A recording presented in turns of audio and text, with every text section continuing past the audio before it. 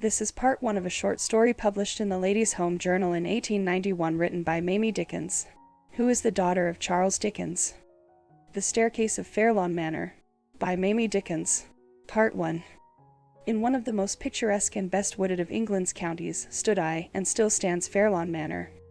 Nestled among trees and standing on the top of a hill, with the setting sun crimsoning the old tiled roof, the ivy and creepers which covered the walls catching glints of light here and there, the soft summer wind making a gentle sighing among the grand old trees, the subdued twittering of birds as they settled down to roost, gave one a feeling of perfect rest and peace and happy contentment. Fairlawn Manor was a low, rambling, fine old house, but with nothing pretentious about it, the entrance door, indeed, being curiously small and insignificant as compared with the rest of the building. The low steps led up to this door, and you passed at once into a hall which occupied the entire center of the house. The mullioned windows, which had deep cushioned recesses, looked out upon the park. The roof and walls were of oak, dark with the age of many centuries. The huge fireplace, with heavy brass dogs and roomy oaken glee nooks, made one think of, and almost long to see, even on this summer evening, the generous Yule log blazing up the wide chimney and brightening the old armor, pictures, china and silver, which adorned the walls and covered them completely.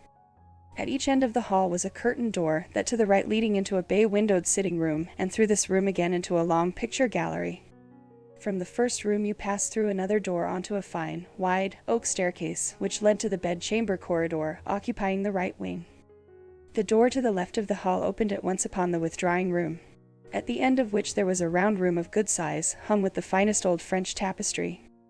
This chamber had been used, from all time, as the retiring and work-room of the dames of the manor. Then came an oak staircase, the facsimile of that in the right wing, excepting that this one had at the top, before you could enter upon the bedroom corridor, a baize-covered door, which fastened with a spring. The servants' offices were all at the back, and were hidden from view by a high, closely cut yew hedge.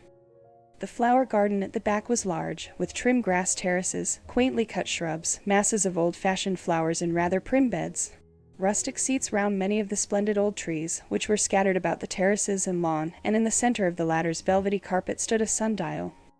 A high wall, covered with the growth of many hundred years, jealously guarded the privacy of this most lovely spot. For many centuries Fairlawn Manor, with all appertaining thereto, had been owned by the Godfrey family. The present squire we are reading of well nigh 100 years ago was one Hubert Godfrey. He was a tall, power-built fellow, 30 years of age. His eyes were dark and piercing, and the heavy eyebrows meeting in the middle of his forehead gave to the face a somewhat fierce expression. The nose was fine and straight, and the mouth, though full and slightly sensual, could wear a frank and genial smile. It was sad to see already signs of dissipation and of uncurbed temper in the marks and lines about the eyes. Alas, in those days, the good old days, the highest gentlemen in the land were not ashamed to make brutes of themselves, to be found dead drunk under the table, and to be carried up to bed by their own valets. In Squire Godfrey's case, however, it was the fits of ungovernable passion which had made havoc of his face, even when quite a lad. He was aware of his jealous and passionate temper, and he tried hard to fight against it, and during the last few years had been fairly successful in the effort. He was a bold, fearless rider, and was master of hounds for his part of the county, an accomplished swordsman, and a lover of all sports. Some 5 years previously he had experienced a great grief in the death of his nearest neighbor, schoolfellow, and love companion, Sir Harry Farquhar, of Towers Court.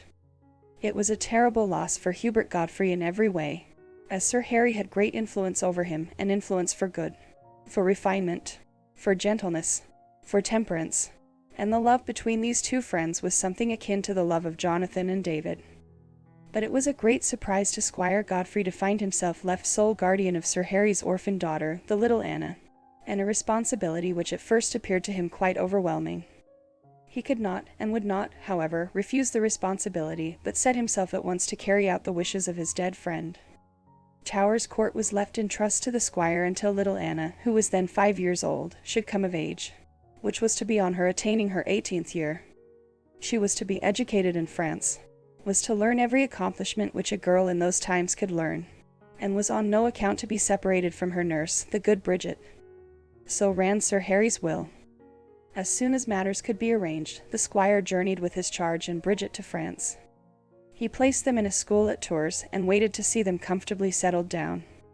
When he came to take his leave of them, for a time, little Anna, who was pale and thin, fretting after the dear master, as Bridget explained, clasped her hands together, and, with the tears running down her cheeks, implored her dear guardian not to leave her. He took the child in his arms, soothed her with gentle, loving words, and spoke long to her of her father, explaining his wishes with regard to her education, and begging her to help him in carrying out these wishes. She smiled at last, and looking straight into his face, with wonderful determination in her pretty mouth and dark blue eyes, said, "I will help you, guardian." And she kept her word. She was naturally a very shy, undemonstrative child, and this unusual outburst of grief made a great impression on the squire.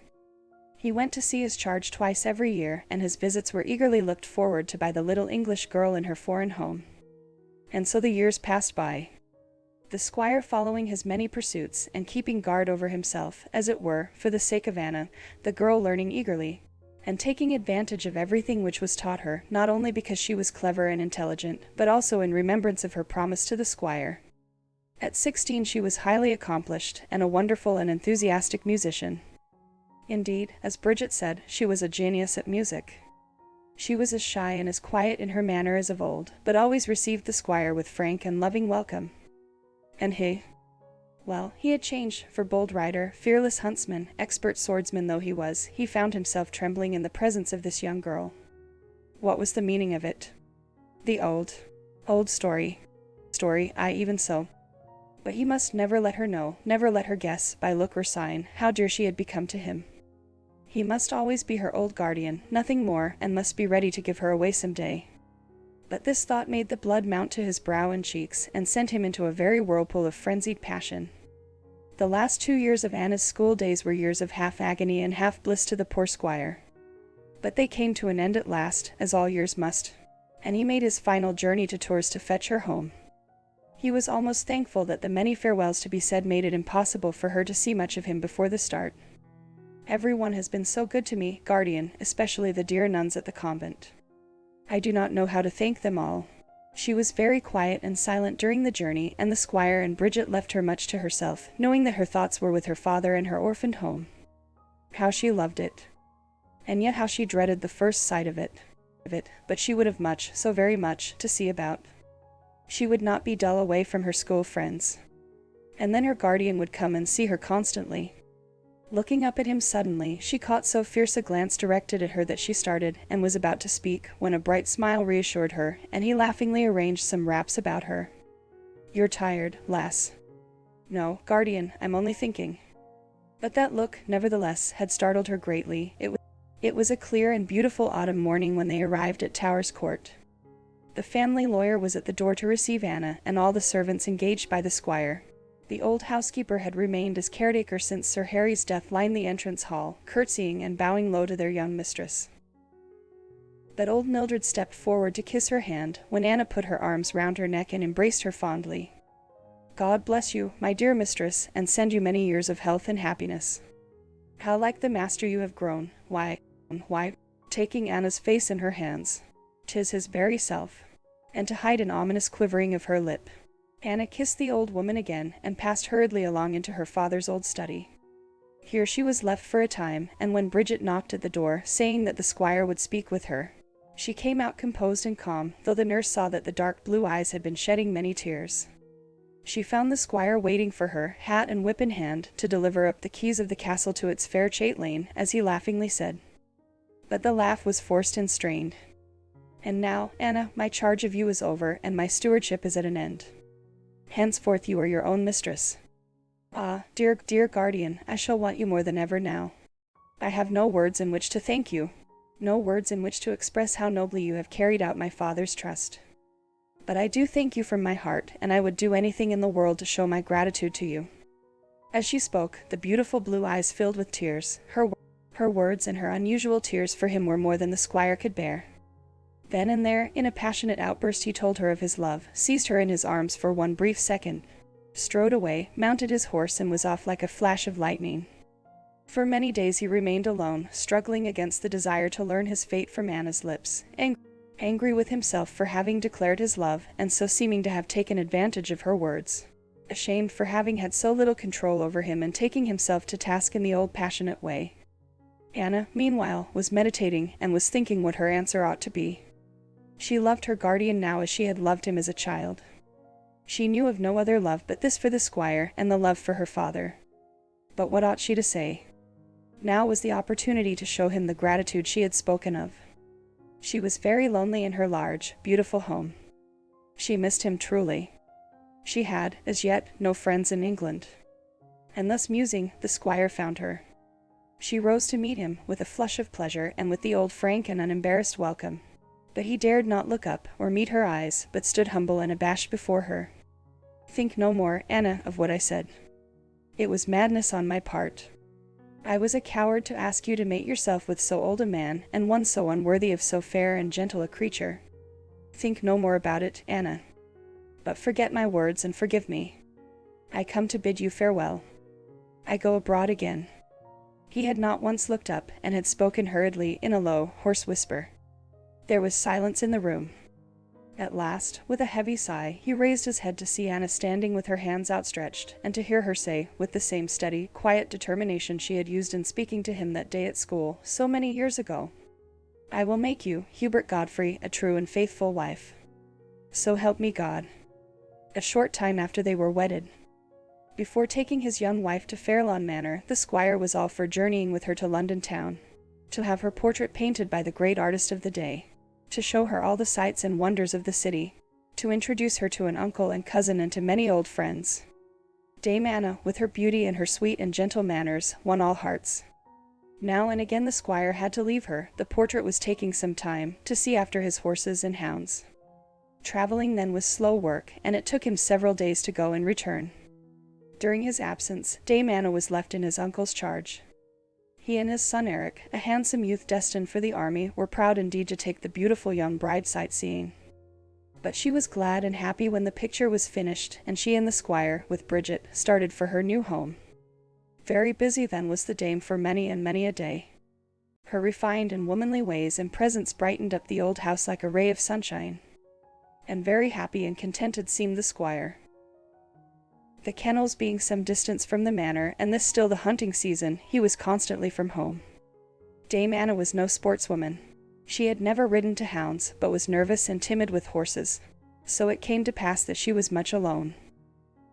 Many a young wife might have found the time hang heavily on her hands, but she was never dull. Her music was to her what sport was to the squire, a never-failing source of amusement and pleasure. He had ordered, while in London, for her, a pianoforte, one of the very best then made, to replace the old spinet, and had had a small organ built in the round room, or, as it was now called, the dame's room, and it was here she passed her days, and very often her evenings also. For at this time of the year the squire had frequent hunting suppers, and these gatherings were not for women. And so the months passed by. A quiet, uneventful life.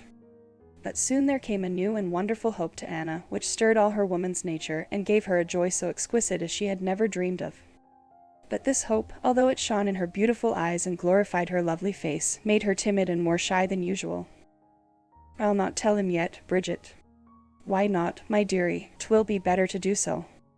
"Nay, Bridget, I'll wait a little," and kissing her nurse, she went to join the squire at the breakfast table.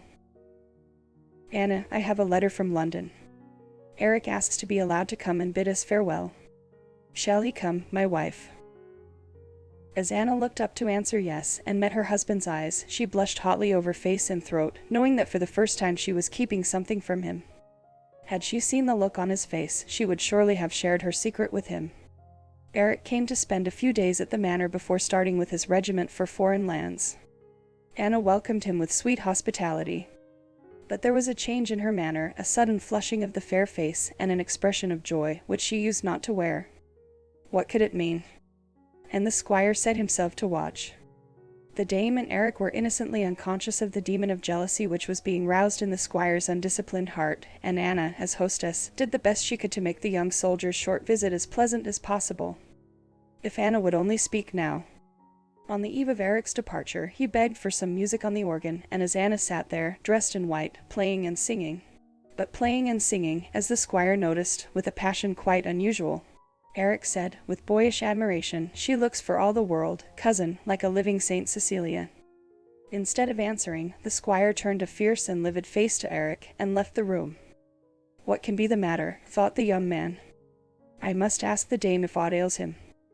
But she had heard nothing, had seen nothing, and sat long at the organ, pouring out her supreme happiness in song after song. The squire by this time is nearly mad with rage, and, alas, with drink. In great heaven, what has he in his right hand? A shining, sharp, murderous rapier.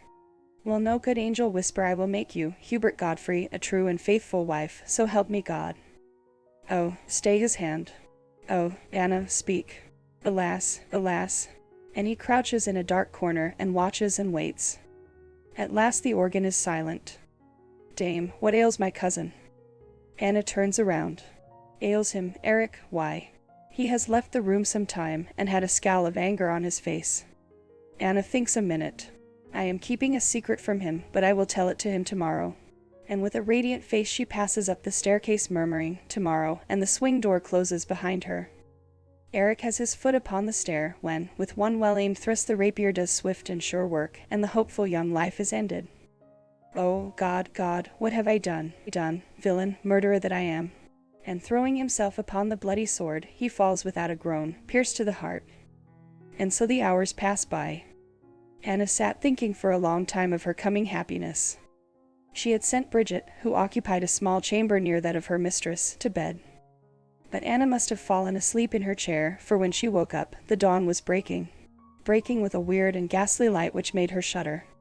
She looked for the squire in his dressing room, but not finding him there, a vague uneasiness seized her, and as she passed the guest chamber she noticed, what she had not observed the night before, that the door was wide open, and the room was empty. And thinking, then perhaps something did ail him, she made quickly for the staircase. Another minute, and the most appalling shriek that was ever heard rang through the house and brought Bridget to the staircase. What a scene! Oh, what a sad and ghastly scene! The other servants had gathered behind, fearful and trembling. They carried the dame, who they found clinging to the squire's neck, with her hair and her white gown covered with his blood, to her room, and laid her on the bed, thinking that she, too, was dead. Bridget sent at once for help, but she knew that many hours must pass before such help could arrive. As she saw her mistress lying there, quite unconscious, pale and cold, she prayed that her bonny bird, her dearie, might never wake again. But she continued to apply restoratives and to chafe the poor hands and feet. After many weary hours, and with another wild and frightful shriek, Dame Anna opened her eyes and sat up in bed. The beautiful, tender eyes had disappeared. In their stead were eyes with such a horror, such a terror in them, that you turned to look for the awful sight they saw. The doctor gave but faint hopes of her recovery. If the child were born, well, perhaps she might rally. But she never spoke. The expression of intense horror never left her face, and she seemed to see nothing, to know of nothing but that fearful sight. And she walked up and down the fatal staircase for hours together. It was so pitiful and so terrible a sight that many of the maids ran out of the house, never to return. At last, one morning at break of day, Bridget, missing her mistress, and going in search of her, found her lying at the foot of the staircase, in the same spot where the squire had fallen, cold, stiff, quite dead. Many tears were shed for her and for the blighted life and tragic death. She had been greatly beloved for her goodness, charity, and beauty. In carrying her, for the last time, to her room, the bearers suddenly felt a gentle push and a dimness come across their sight, so that they had to stop a second. But no impediment could be seen. Again, when the coffin was carried up, the same thing happened. And Bridget, following, was heard to say, "Now, Daunty, my dearie, you cannot frighten your old nurse." And so it came to pass that a report got spread about that Dame Anna's staircase was haunted by her restless spirit. The next heir being a minor, the house was shut up, and poor Bridget, as caretaker, found it very difficult to get anyone to keep her company. She was alone in the house, at last, for many years. She never missed a day without mounting the staircase, and the gardeners outside got to listen with trembling awe for the words, "Now, Daunty, my dearie, you cannot frighten your old nurse."